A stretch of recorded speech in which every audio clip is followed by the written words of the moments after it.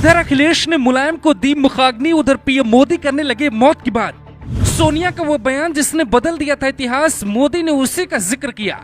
देश में मुलायम की मौत की चर्चा, मोदी ने कहा मुझे तो मौत का सौदागर कहा गया। महाकाल कॉरिडोर के उद्घाटन से 6 घंटे पहले पीएम मोदी ने मौत को लेकर बहुत बड़ी बात कह दी। गुजरात में जब पीएम मोदी रैली को संबोधित करने पहुंचे तो किसी को ये उम्मीद नहीं थी कि वो इतनी बड़ी बात बोलने वाले हैं। वो वीडियो भी सुनवाते हैं जिसके बारे में कहा जा रहा है कि मुलायम सिंह के जाने के बाद पीएम मोदी टूट गए, इसीलिए उन्होंने ऐसी बात कह डाली। क्योंकि भले ही मुलायम सिंह विरोधी पक्ष के नेता थे, लेकिन संसद में मुलायम सिंह यादव ने खुलकर कहा था कि आपको दोबारा प्रधानमंत्री बनना है।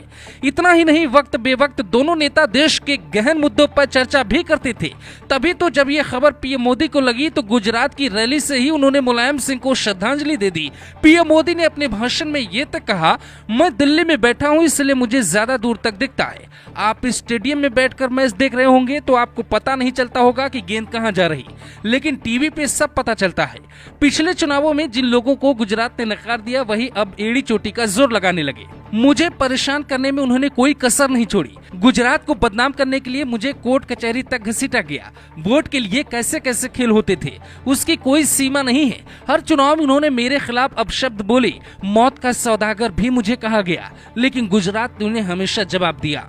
दरअसल साल 2007 में गुजरात दंगों का आरोप लगाते हुए सोनिया गांधी ने तत्कालीन मुख्यमंत्री नरेंद्र मोदी को मौत का सौदागर कहा था, और ये बात गुजरात की जनता को ऐसे चुभी कि अगले 15 सालों तक कांग्रेस व सत्ता में नहीं आ पाई।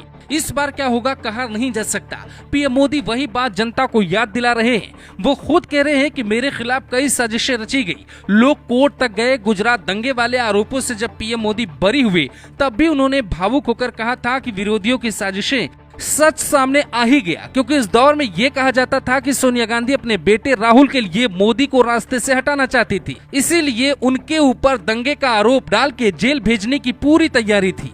यूपी चुनाव से पहले अखिलेश यादव ने भी पीएम की मौत को लेकर एक बड़ा बयान दिया था। तब अखिलेश यादव से किसी पत्रकार ने पूछा कि नरेंद्र मोदी वाराणसी दौरे पर हैं। तब अखिलेश यादव ने ये कहते हुए जवाब दिया था कि अपने अंतिम दिनों में व्यक्ति वहीं जाता है। इस बयान को मौत से जोड़कर देखा गया था।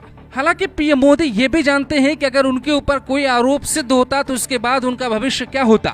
विद्वान कहते हैं कि 4 साल पहले पीएम मोदी की कुंडली में भीषण दोष था, जिसकी वजह से उनकी जान को खतरा तक बताया गया, लेकिन अब उसे दूर कर दिया गया है। पीएम मोदी महाकाल के भक्त हैं और महाकाल के भक्त का कोई क्या बिगाड़ सकता है।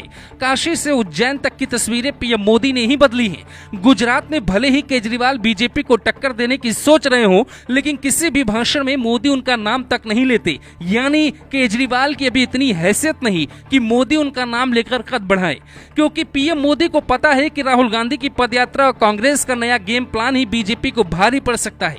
इसीलिए इस रैली में पीएम मोदी ने ये कहा, आपने देखा होगा कांग्रेस इस बार कोई सभा नहीं कर रही, कोई प्रेस कॉन्फ्रेंस नहीं कर रही और मोदी पे हमला भी नहीं करते, अब शब्द का इस्तेमाल भी नहीं करते, क्योंकि उन्होंने नई चाल चली है। उनसे सतर्क रहने की कोशिश करना होगा। मतलब बातों ही बातों में पीएम मोदी ने ये तक कह दिया कि कांग्रेस की नई चाल को कामयाब नहीं होने देना है। 9 अक्टूबर से 11 अक्टूबर तक पीएम मोदी ने गुजरात में जितनी सभाएं की उसमें भीड़ का हुजूम देखकर विरोधियों की नींद एक बार फिर से उड़ गई। लेकिन मुलायम की मौत की खबर के बाद पीएम मोदी का मौत वाला किस्सा सुनकर लोग अवाक हैं। Bureau report, global Bharat TV.